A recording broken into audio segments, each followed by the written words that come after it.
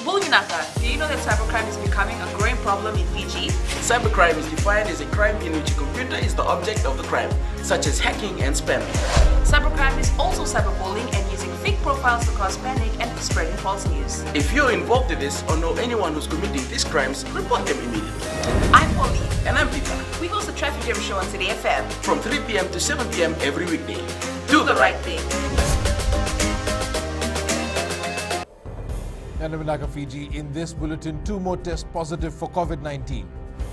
Nationwide curfew to now begin from 8 p.m. And police investigate leak of patient details. From the studios of FBC Suva, Edwin Knight. Another 2 people have tested positive for COVID-19 in Suva. Prime Minister Voreqe Bainimarama has confirmed a couple from Nambua, Suva are now in isolation at the Navua Hospital. Based on this development, the Greater Suva area has now been placed under lockdown and the nationwide curfew has been expanded to begin at 8 p.m. daily.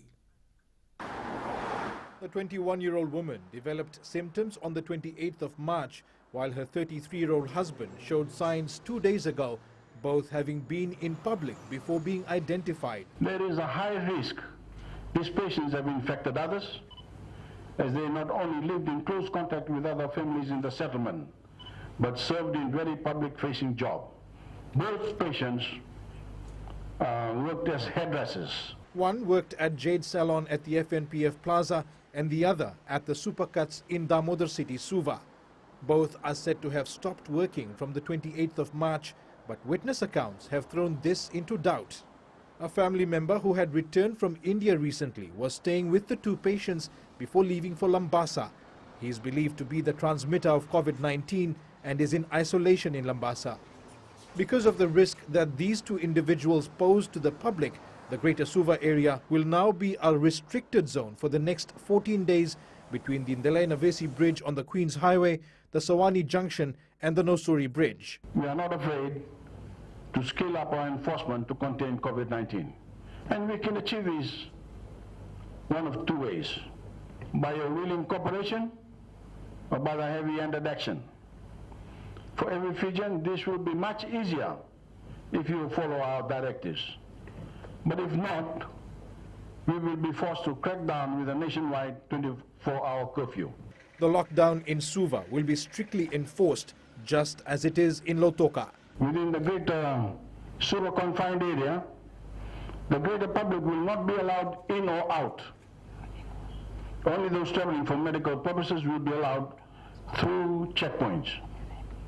All non-essential businesses will be closed. For the rest of Fiji, the nationwide curfew will be in force from 8 p.m. to 5 a.m. daily. This is being done to further restrict unnecessary movement of people. Prime Minister Voreqe Bainimarama says if Fijians continue to disregard the COVID-19 directive from authorities, nationwide 24-hour curfew could be imposed. His comments come as Fiji recorded its 2 latest coronavirus cases, taking the total up to 7. Bainimarama says there is no magic bullet to overcome the deadly COVID-19 virus, and following instructions is the only way to win the war against the disease. Closely watching the behavior of all Fijians. And if these habits are changed on their own accord, we are not afraid to scale up our enforcement to contain COVID-19. And we can achieve this one of 2 ways: by a willing cooperation or by a heavy-handed action. For every Fijian, this will be much easier if you follow our directives. But if not, we will be forced to crack down with a nationwide 24-hour curfew. Commissioner of Police Brigadier General Sitiveni Ngilio has urged people not to congregate unnecessarily at border checkpoints, with the Prime Minister's announcement that the Greater Suva area will be going into lockdown from 5 a.m. today. Ngilio stresses that this is a time for responsibility and unselfishness. He adds that with over 300,000 people within the Suva lockdown area, the Eastern and Southern Police Divisions will be involved in lockdown operations. The protocols at the border checkpoints will be the same as what has been happening in Lautoka for movement of essential services and vehicles that need to move through those checkpoints, and there will be checkpoints as well established out of those border checkpoints approximately 200 meters away to control the movement in. Police are investigating all possible leads to hunt down those who are responsible for leaking patient details in the latest case of COVID-19. The names, photos, addresses and work information of the two patients were widely circulated on social media, along with a Health Ministry report, which is unsubstantiated as yet. Prime Minister Voreqe Bainimarama says the ministry staff are devastated that someone is leaking confidential information. I can tell you that the staff are devastated that someone is leaking in confidential information. These leaks have made their jobs far more difficult, and every time people on Facebook share this leaked information, they do so at the expense of the doctors, the nurses, and other medical staff, trying their absolute best to inform the public in an accurate and timely manner. The police are currently investigating this matter.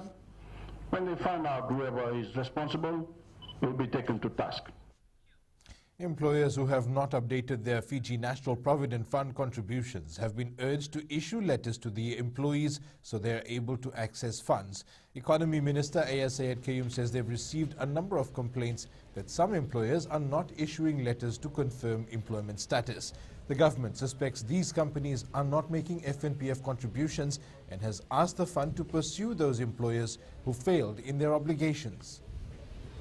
We've had people, some of them have been queuing up for days or pursuing them. It's actually inhumane to do that to your staff just because you want to protect yourself from a statutory compliance that you did not actually adhere to. 5 people appeared in the Suva Magistrates Court yesterday afternoon for allegedly breaching the curfew. 35-year-old Muhammad Rahat, William Taurimbau, Choeli Sukanaivalu, Vasiti Tinai Lemoro and Salome Randini Deva are each charged with disobedience of lawful order. It's alleged that on Tuesday night they disobeyed the lawful order and were found loitering in Suva without any reasonable cause. Rahat, who is a senior accountant, has been released on $1,000 bail, while the 4 others were released on $300 bail. Rahat's matter has been adjourned to 15th June, while the others will appear in court on 9th June. Garment factories in Fiji are now venturing into different fields to counter the impact of COVID-19. Factories are now producing masks, a far cry from the usual clothing, textile and footwear production.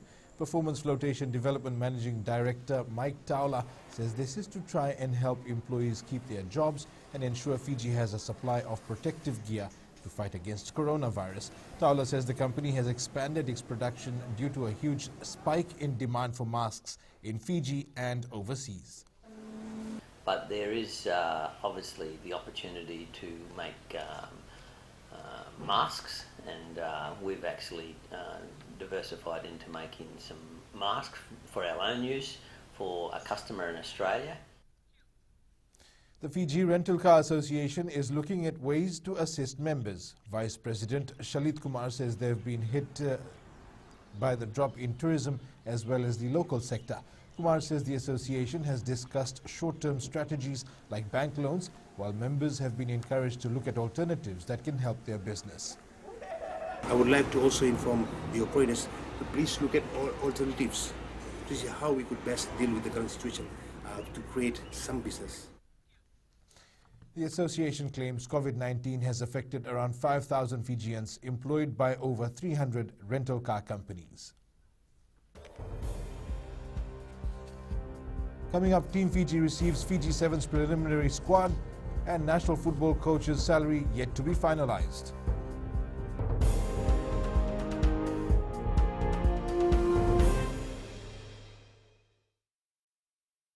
Oira na ngwane no the inuni enda bisi ni mataka. Mersusunga da kena loma dina kena bikaron. Sakena ngau na mitaro bina no rabaksa ngai ka wala loma taki na ngwane. Dala bina oya o meliki. Bulre oya o Samuel Samuli. Nama kiki rau enda be mataka. Moniti kena bakarombuka. Ni wai tiri kalima na miniti me ono kina tiri na kaloko. Ena Radio Fiji One na ndomo ibiti. Indaw kina na mataka. Dan ramai na singabo.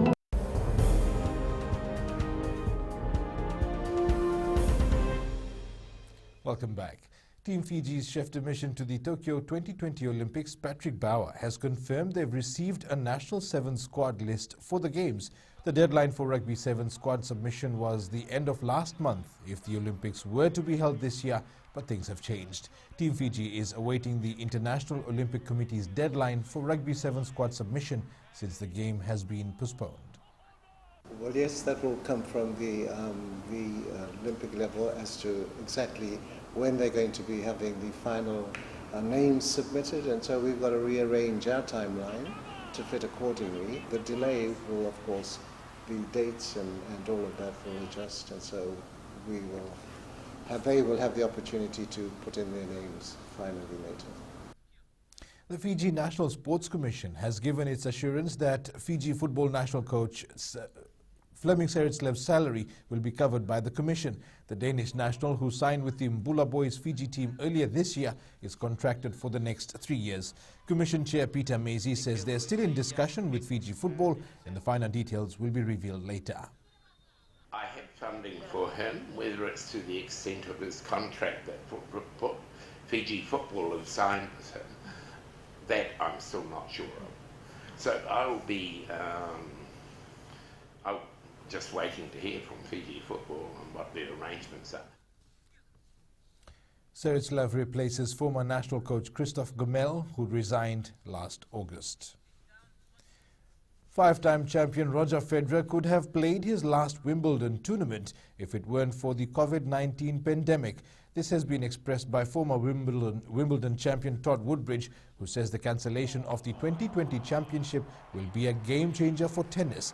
The winner of an all-time best 20 men's singles majors, Federer will be 40 by the time he returns for the tournament next year. Woodbridge says he can't envision Federer, Rafael Nadal or Novak Djokovic continuing their rule at the helm of tennis, confident that new people will dominate. The Wimbledon tournament has been cancelled for the first time since World War II.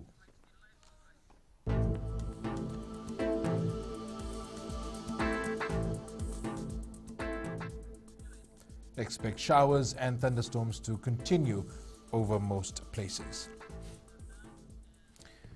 And that's your FBC Morning News. Join us again at 1 p.m. and 7 p.m. for our major bulletin. Remember, in times of crisis, you need factual news that you can trust. Stop believing fake news about COVID-19 on social media. Fight misinformation by getting only the facts about coronavirus from verified news sources like FBC's TV, radio and digital media news. www.fbcnews.com.fj, keeping Fijians connected with the truth.